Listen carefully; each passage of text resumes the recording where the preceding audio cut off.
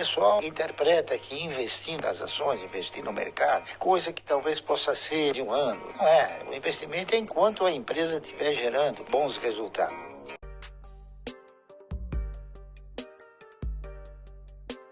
Minha história é uma história como muitos brasileiros que vieram de uma origem humilde, não é isso? E que, para ser muito sincero e muito honesto, teve que trabalhar para ajudar a mãe. Minha mãe ficou viúva quando eu tinha 1 ano de idade. E eu sempre me sensibilizei com o fato de ela ser uma guerreira, uma trabalhadora, e sempre postulei a minha postura, assim, de tentar ajudá-la, né? Então, naquela época eu era criança, então eu fui fazer aquilo que era possível fazer para ganhar dinheiro. Então, eu fui ser engraxate, fui aprender a ser alfaiate com meu padrinho, né? Coisas que eu não gostei, mas tive que fazer, né? Como é que foi sua entrada no mercado de investimentos? Conta um pouquinho pra gente, porque você a minha trabalhou entrada como engraxate, vendedor de balas, mas como foi esse mas primeiro isso passo? quando eu era criança.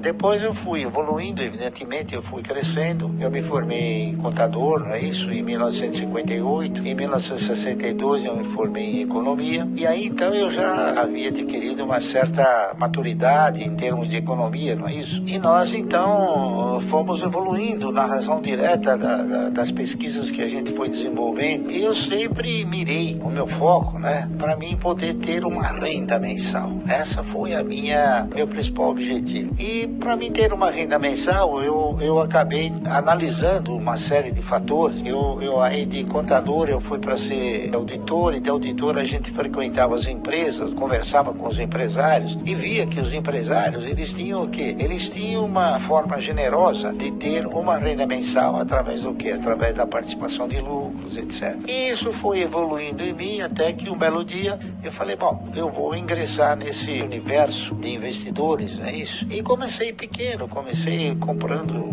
insignificância, né? É que o universo, ele oferece para você uma perspectiva fantástica. É uma pena que o brasileiro, ele não tenha tido a preocupação de examinar isso. E ele, segundo a minha observação, ele sempre tem sido monitorado pelo banqueiro no sentido de seduzi-lo a dizer, olha, se você comprar ações vai ficar pobre de repente. E não é. Ele pode ficar rico de repente. Pobre nunca. Então, e o brasileiro hoje ele não compra ações porque ele tem medo de entregar os seus recursos para pessoas competentes. E aí ele prefere entregar seus recursos para pessoas incompetentes. O camarada que coloca o dinheiro na poupança, na razão direta que você acaba alcançando uma cultura de investimento. Cultura de investimento é saber na mão de quem você coloca o seu dinheiro. Você vai ver que, em última análise, vai na mão da Dilma, foi na mão do Fernando Henrique e da maioria dos economistas no Brasil, que a maioria dos economistas, eu não sou nenhum gênio, veja bem, mas a maioria dos economistas do Brasil, eles são PhD em Olerite, eles querem emprego, eles não são pessoas que assumem riscos. Então, por isso, talvez que o Brasil nunca tenha tido um plano. O Brasil teve conversões diferentes, que foram denominadas como plano, mas nunca foi um plano. O plano é uma estrutura organizada de maneira tal que você enxerga um objetivo final. Luiz Barsi, que hoje é um bilionário na Bolsa de Valores, começou com pouco dinheiro, né? Então, se você pensa, poxa, vou começar com R$50, R$100 é muito pouco, não. Tudo tem um início e a gente começa com pouco. O que acontece, Barsi? As pessoas, nesse momento, elas estão assim, a bolsa tá barata, tá cara, quanto vale aquela ação? Pago R$5, pago 10. Pra você, preço importa? Bom, o preço, evidentemente, ele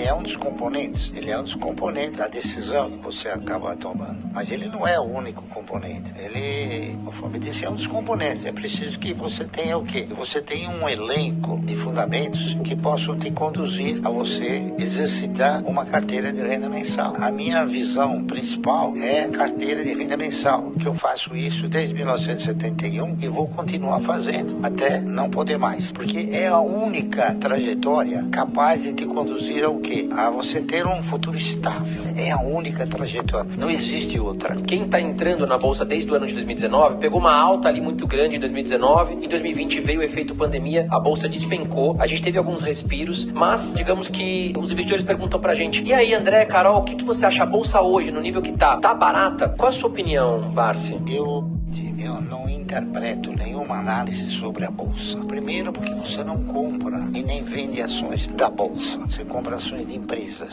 Então, eu me preocupo sim com o desempenho das empresas. E você tem, nesse contexto todo de negociação, você tem boas, mais ou menos, e ruins empresas. O importante é você selecionar as boas e investir. Só que o pessoal interpreta que investindo nas ações, investir no mercado, é coisa que talvez possa ser de um ano. Não é. O investimento é enquanto a empresa estiver gerando bons resultados. Eu tenho, por exemplo, ações de inúmeras empresas há muitos anos. Tem ações do Banco do Brasil que eu comprei a 60 centavos. Então o cidadão vai falar, pô, basta mandar 36, por que você não vende? Porque não é um bom negócio vender. Ao contrário, tá entendendo? Por quê? Porque o Banco do Brasil me dá sistematicamente dividendos. E o que importa numa carteira de renda mensal não é quanto ela vale, e sim quanto ela te proporciona de recursos. Porque o patrimônio, no meu conceito, ele contempla o ego. Oh, patrimônio. Mas ele não te põe dinheiro no bolso. O que te põe dinheiro no bolso é o dividendo. Então eu já aprendi, tento mostrar para as pessoas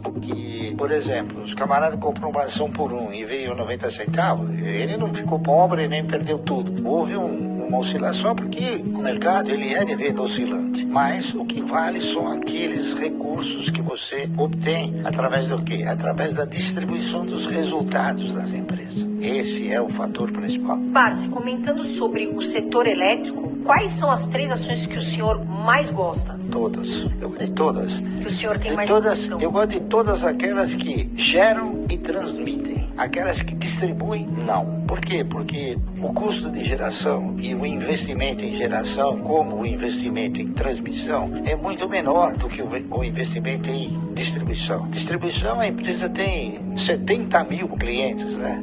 E na transmissão tem 1 ou 2. Então, o custo é sempre menor, o custo de operação, consequentemente, o resultado é sempre mais significativo. Quais os melhores setores da Bolsa para você, Barsi? Os melhores setores para você investir são aqueles sem o qual uma economia não funciona. Esses são os melhores setores. Então você tem energia elétrica, setor de bancos comerciais, você tem telefonia. Saneamento eu não aprecio muito. Eu tenho algumas ações da Sabesp compradas há muitos anos, mas o saneamento aqui no Brasil ainda tem muito lugar que tem fossa, né? Então o investimento em saneamento, como ele é feito mais ou menos a maioria por estatais, então o que você coloca embaixo da terra não gera voto. Quando que o senhor acredita que é a hora de vender uma ação? Quando ela não gerar mais os resultados que você espera dela. Mas o senhor acredita sim, porque muitas pessoas têm dúvida. Vamos dar um exemplo aqui, a Magazine Luiza. Tá passando, né, o varejo tá passando esse momento delicado, as ações estão despencando e aí os investidores ficam assim, será que eu vendo ação agora? Será que eu não vendo?